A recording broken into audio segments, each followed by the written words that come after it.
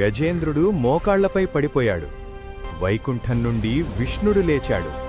ఎప్పుడో ఒక ప్రశాంతమైన తామర చెరువులో గజేంద్రుడు అనే మహా ఏనుగురాజు పరిపాలించేవాడు. బలవంతుడు, గర్వవంతుడు, అజేయుడు. ఒక ఎండైన మధ్యాహ్నం చల్లబడేందుకు నీటిలో అడుగుపెట్టినప్పుడు అకస్మాత్తుగా ఒక మొసలి అతని కాలిని పట్టుకుంది. రోజులు గడిచినా యుద్ధం ఆగలేదు. అతని బలం తగ్గిపోయింది. అతని గుంపు అతన్ని వదిలి వెళ్ళిపోయింది. మొదటిసారి ఆ మహారాజు అసహాయుడయ్యాడు. తడబడే హృదయంతో ఒక తామర పువ్వును పైకెట్టి ఇలా మొరపెట్టుకున్నాడు. ఓ పరమేశ్వర, నీవే నన్ను రక్షించగలవు. దూరంలోని వైకుంఠంలో ఆ ఆర్తనాదాన్ని శ్రీ మహావిష్ణువు విన్నాడు.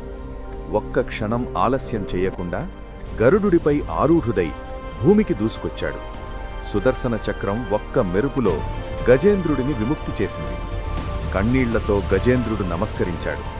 ఎందుకంటే సంపూర్ణ శరణాగతి ఉన్నచోట విష్ణువు ఎప్పుడూ ఆలస్యం చేయడు.